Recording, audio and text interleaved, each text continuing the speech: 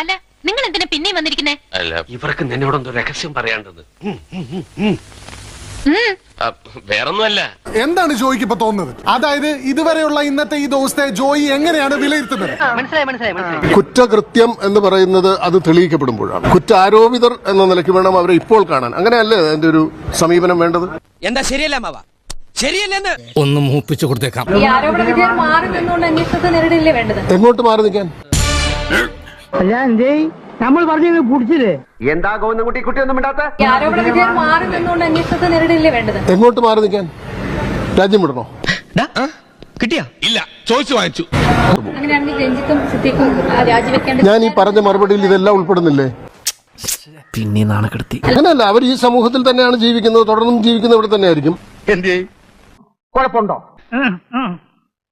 അവർക്കെതിരെ ഉണ്ടായ ആരോപണങ്ങളിൽ സത്യാവസ്ഥയുണ്ടെങ്കിൽ അത് പരിശോധിക്കാനും ശ്രദ്ധിക്കടാ, അത് അന്വേഷിക്കാനും കണ്ടെത്താനും യുക്തമായ നടപടികൾ സ്വീകരിക്കാനും ഞാനും നിങ്ങളും ആഗ്രഹിച്ചാലും ഇല്ലെങ്കിലും അതിന്റേതായ സംവിധാനങ്ങളുണ്ട്. അത് മുന്നോട്ട് പോകും. ഇനി അങ്ങേക്ക് ഇഷ്ടമായില്ലെങ്കിൽ അങ്ങനെ തന്നെ വെച്ചിട്ട് ഞങ്ങൾ മാറിന്നോളാം.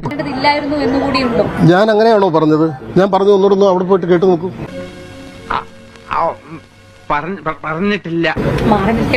മാറി നിൽക്കാൻ ഞാൻ ചോദിച്ചത് നിങ്ങൾക്ക് മാറ്റി നിർത്താൻ പറ്റുമോ? ഇങ്ങനെയാണെങ്കിൽ ഞാൻ കളിക്കല്ല, ഞാൻ നേരെ ചിറാപുഞ്ചിയിൽ പോയി മണൽ വിൽക്കാൻ പോണു. നിങ്ങൾ എത്ര പേരെ മാറ്റി നിർത്തിയിട്ടുണ്ട്? മാധ്യമരംഗത്ത് ഇതുപോലെയുള്ള ആരോപണങ്ങൾ നേരിട്ട ആളുകൾ എല്ലാവരും അതേ മാധ്യമം അല്ലെങ്കിൽ മറ്റു മാധ്യമങ്ങളിൽ ജോലിയിൽ പ്രവർത്തിക്കുന്നില്ലേ? ഗോവിന്ദൻകുട്ടി കുട്ടി മിണ്ടത്തില്ല. അങ്ങനെ മാറ്റി നിർത്തൽ എങ്ങനെയാണ്? ഈ രാജ്യത്തെ സമൂഹത്തിൽ എന്തെല്ലാം കുറ്റകൃത്യങ്ങൾ ചെയ്ത ആളുകളുണ്ട്, ശിക്ഷ അനുഭവിച്ചവരുണ്ട്. അവർ തിരിച്ചു വന്നാൽ അവരെ നാട് കടത്തുമോ? ഒന്ന് പോ മാഷേ, മനുഷ്യന് സമയമില്ലാത്ത നേരത്തെ വന്നിട്ടാണ് ഇയാൾ ഓരോ കിന്നാരം പറച്ചില്. അങ്ങനെയല്ലല്ലോ പരിഷ്കൃത സമൂഹത്തിലെ ശിക്ഷാ സമ്പ്രദായം. അങ്ങനെ ഞാൻ പറഞ്ഞോ? നിങ്ങൾ പറയുന്നത് ഞാൻ അംഗീകരിക്കണോ? വേറെ ആളെ നോക്കണം. ഒരു രക്ഷയില്ല മുതലാളി, അവൻ അമ്പിന് ബില്ലിനും എടുക്കുന്നില്ല. കുറ്റാരോപിതരെ മാറ്റി നിർത്തുന്ന ഒരു നിയമ സംവിധാനം നമ്മുടെ രാജ്യത്തുണ്ടോ? ഉണ്ടോ? വല്ല കാര്യമുണ്ടോ? എന്തിനാണ് ഇങ്ങനെ ഇല്ലാന്ന് നടക്കണേ?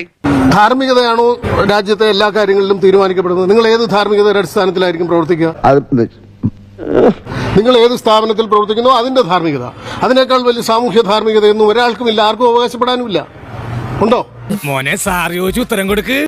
എടാ, ഇങ്ങനെയുള്ള സന്ദർഭങ്ങളിലാണ് നമ്മൾ സ്വയം നിയന്ത്രിക്കേണ്ടത്. ഓഹോ, നീ സ്വയം നിയന്ത്രിച്ചു നിന്നതല്ലേ? ഇങ്ങനെ മിണ്ടാൻ പറ്റാതെ നിൽക്കുന്നതിന് ഞങ്ങളുടെ നാട്ടിൽ എന്താ പറയാന്നറിയോ? അണ്ണാക്കിലെ പിരിവെട്ടി. ഞാൻ 5 ചോദ്യത്തിന് ഉത്തരം പറഞ്ഞു, മിണ്ടിപ്പോലും. എന്തൊരു കഷ്ടമാണെന്ന് പറ ദൈവമേ. നിർത്തി.